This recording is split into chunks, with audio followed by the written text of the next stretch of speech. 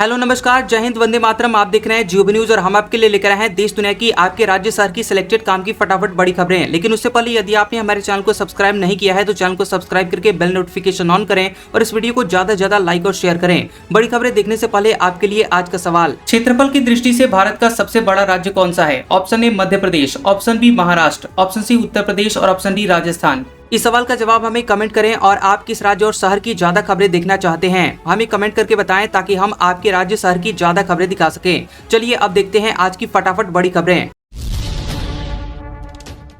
ADR report, Bhajpa को सबसे ज्यादा चंदा मिला, अन्य दलों को मिले चंदे का 10 गुना। पार्टियों को इस साल 161% अधिक पैसा मिला।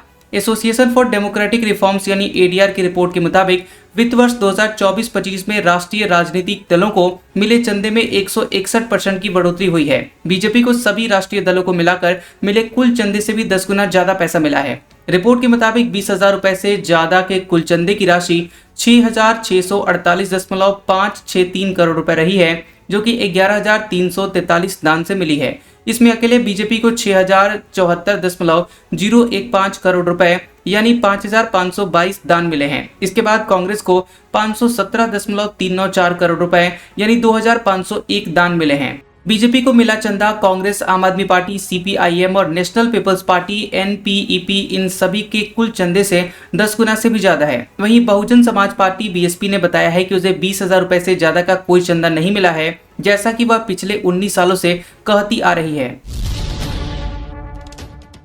होटल रेस्टोरेंट बिल में अलग से नहीं जोड़ सकेंगे एलपीजी चार्ज, सरकार बोली ऐसा किया तो कार्रवाई होगी। 5% गैस क्राइसिस चार्ज वसूलने का मामला आया था।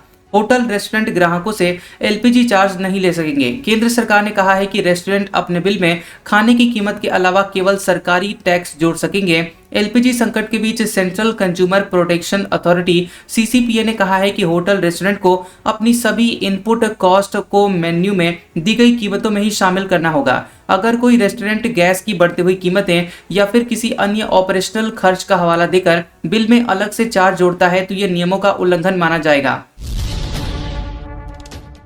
एमपी में बिजली की दरें 4.80% बढ़ी। 1 अप्रैल से लागू होंगे नए रेट। दिन में ईवी चार्ज करने पर 20% की छूट। मध्य प्रदेश में बिजली की दरों में 4.8% की बढ़ोतरी दर्ज की गई है और नए रेट 1 अप्रैल से लागू होंगे। राज्य विद्युत नियामक आयोग ने वित्तीय वर्ष 2026-27 के लिए नया टैरिफ आदेश जारी कर दिया है, जिसके मुताबिक इस बार घरेलू और गैर घरेलू, औद्योगिक और कृषि श्रेणियों के लिए अलग अलग दरें तय की गई हैं। नए टैरिफ आदेश में लो टेंशन एलटी उपभोक्ताओं को राहत मिली है, जिनके लिए न्यूनतम शुल्क समाप्त कर दिया गया है और घरेलू उपभोक्ताओं के लिए पहले की तरह ही स्लैब सिस्टम लागू रहेगा, जिसमें कम खपत पर कम और अधिक खपत पर ज्यादा दर से बल दिया जाएगा।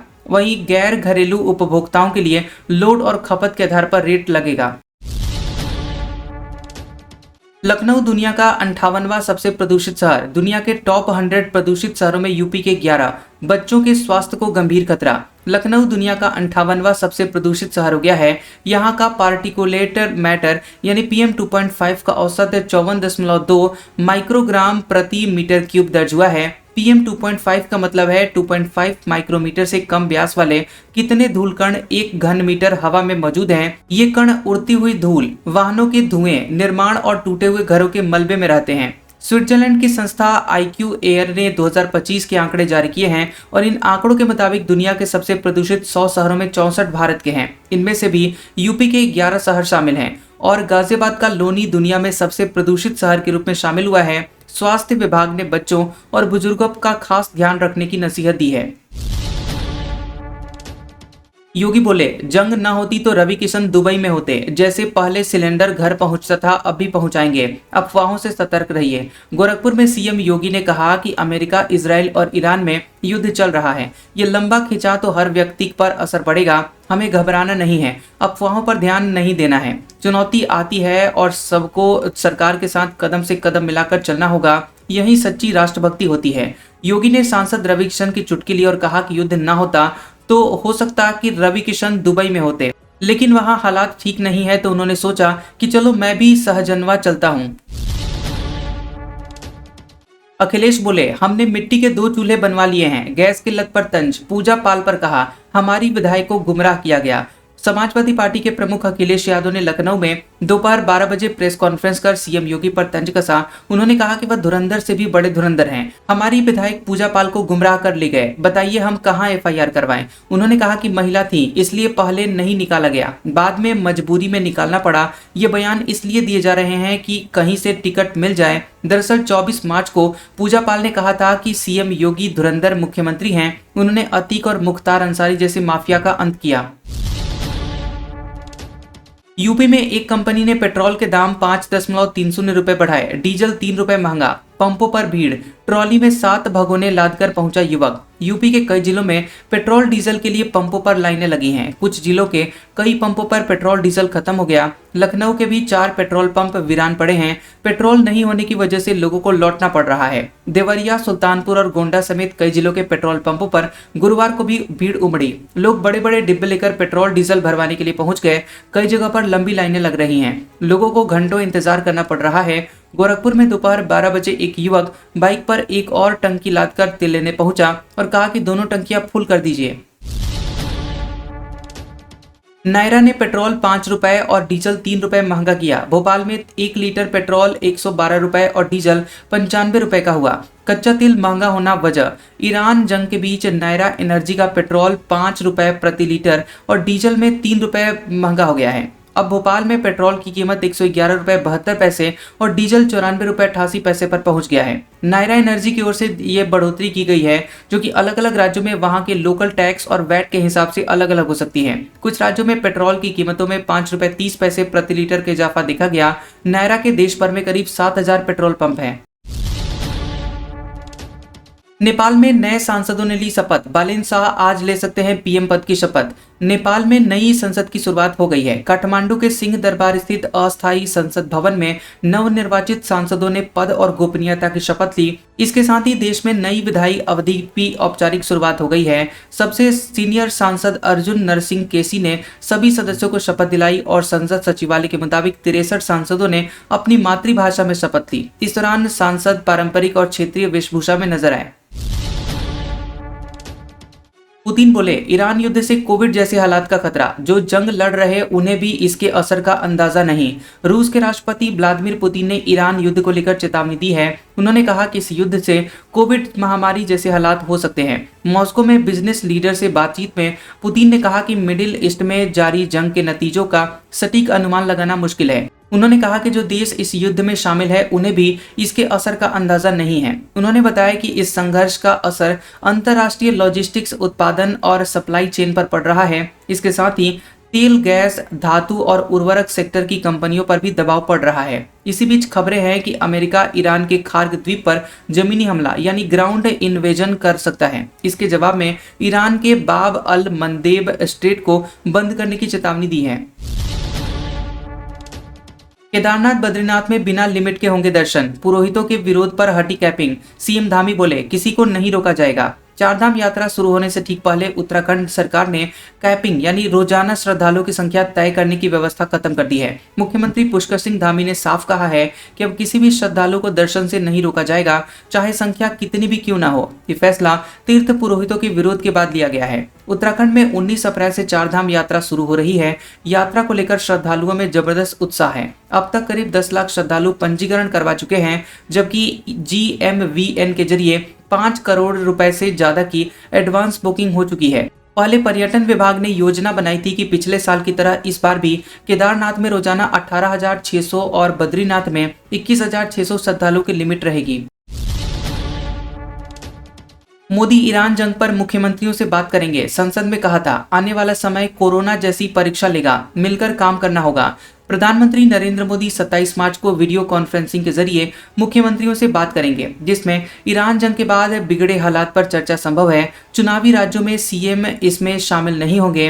मोदी ने 24 मार्च को राज्यसभा में कहा था कि ईरान जंग जारी रही तो इसके गंभीर नतीजे होंगे। आने वाला समय कोरोना काल जैसी परीक्षा वाला होगा। केंद्र और राज्य को मिलकर काम करना होगा। वहीं सरकार ने देश में पेट्रोल, डीजल और गैस की कमी की खबरों को खारिज कर दिया। पेट्रोलियम और प्राकृतिक गैस मंत्रालय ने कहा है कि दुनिया में कुछ भी हो जाए, भारत के पास 60 दिन का पेट्रोल, डीजल है। अजीत पवार की जान जाने के बाद पार्टी हथियाने की कोशिश, भतीजे रोहित का दावा। प्रफुल्ल पटेल समेत 3 नेताओं ने इलेक्शन कमीशन को लेटर लिखा था। बता दें कि एनसीपी एसपी विधायक रोहित पवार ने दावा किया कि अजीत पवार की मौत के बाद प्रफुल्ल पटेल समेत तीनों नेताओं ने एनसीपी एसपी अजीत पवार पर कब्जा करने की कोशिश की थी। रोहित पवार ने कहा कि अजीत पवार की मौत के 18 दिन बाद 16 फरवरी को प्रफुल्ल पटेल, सुनील तटकरे और बृजमोहन श्रीवास्तव ने चुनाव आयोग को लेटर भेजा था। लेटर में कहा गया था कि पार्टी संविधान में बदलाव किया गया है और अब सभी अधिकार वर्किंग प्रेसिडेंट को दिए जाएं। कश्मीर में ईरान के लिए 18 करोड़ का चंदा जुटाया गया। बडगाम जिला सबसे आगे, सुरक्षा एजेंसियों को आतंकवादी फंडिंग में इस्तेमाल की शक। बता दें आपको कि कश्मीर घाटी में ईरान के समर्थन में करोड़ों रुपए का चंदा जुटाया गया है और इससे देश की सुरक्षा एजेंसियां अलर्ट मोड पर हो गई हैं। आशंका जताई जा रही है कि इन पैसों का इस्तेमाल आतंकवादी फंडिंग में भी हो सकता है। सूत्रों के मुताबिक अब तक 17.91 करोड़ रुपए चंदा जुटाया गया है और इनमें से 85% राशि शिया समुदाय ने दान की है। कश्मीर का बडगाम शिया बहुल इलाका है और यहां से करीब 9.5 करोड़ रुपए जुटाए गए हैं।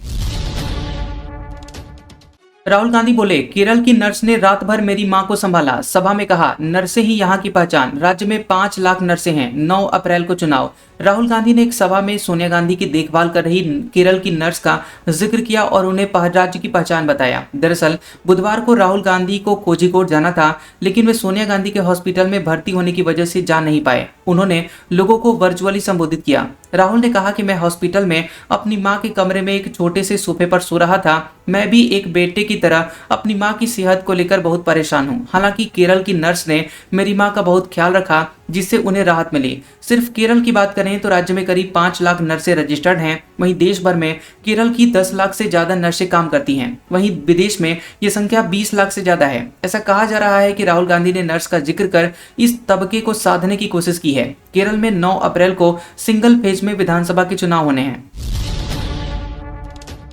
Delhi London air India flight Saudi से लौटी। खराबी के बावजूद 7 घंटे हवा में रही। विमान को 11 दिन पहले भी डाइवर्ट करना पड़ा था। नई दिल्ली से लंदन जा रहा एयर इंडिया का A350-900 VT-JRF विमान गुरुवार को तकनीकी खराबी के कारण दिल्ली लौट गया। बता दें आपको कि यह करीब 7 घंटे हवा में रहा। फ्लाइट ट्रैकिंग वेबसाइट के मुताबिक विमान ने सुबह करीब 6 बजे दिल्ली से उड़ान भरी थी। करीब 4 घंटे बाद सऊदी अरब के एयर स्पेस में विमान को लौटाने का फैसला लिया गया। विमान लगभग 7 घंटे हवा में रहने के बाद दोपहर करीब 12:30 बजे वापस दिल्ली पहुंचा। बंगाल में टीएमसी बीजेपी वर्कर्स में झड़प, 20 घायल। 5 राज्यों से 400 करोड़ रुपए की जब्ती। हिमंता बोले, कांग्रेस यहां नहीं, पाकिस्तान में सरकार बना सकती है। पश्चिम बंगाल के दक्षिण 24 परगना जिले के बासंती एसपी विधानसभा क्षेत्र में गुरुवार को चुनाव प्रचार के दौरान भाजपा और टीएमसी समर्थकों के बीच झड़प हो गई। इसमें 20 से ज्यादा लोग जख्मी हो गए। 8 लोग हिरासत में लिए गए हैं। यहाँ 29 अप्रैल को दूसरे फेज में मतदान होना है। उधर चुनाव आयोग ने बताया कि 4 राज्यों और एक केंद्र शासित प्रदेश में 15 मार्च को चुनाव घोषणा के बाद से अब तक 400 करोड़ से अधिक के अवैध प्रलोभन जब्त किए गए हैं। इसमें 17.44 करोड़ के कैश, 167.38 करोड़ के ड्रग शामिल हैं। वहीं सीएम हेमंत बिस्व शर्मा ने कहा है कि कांग्रेस भारत में सरकार नहीं बना सकती, वह पाकिस्तान या बांग्लादेश में ही सरकार बना सकती है। आज का सुविचार, चरण उनके छूने चाहिए जिनका आचरण छूने लायक हो। कैसा लगा ये वीडियो हमें कमेंट सेक्शन में जरूर बताएं। वीडियो पसंद आया हो तो वीडियो को लाइक और शेयर करें और ऐसी इंटरेस्टिंग वीडियोस देखने के लिए हमारे चैनल जियोबी न्यूज को सब्सक्राइब करें और बेल आइकॉन को दबाएं। और हमारे ओल्ड और लेटेस्ट वीडियोस देखने के लिए हमारे प्लेलिस्ट और कम्युनिटी टैब को जरूर चेक करें। तो मिलते हैं अगले वीडियो में, तब तक के लिए आपका शुक्रिया।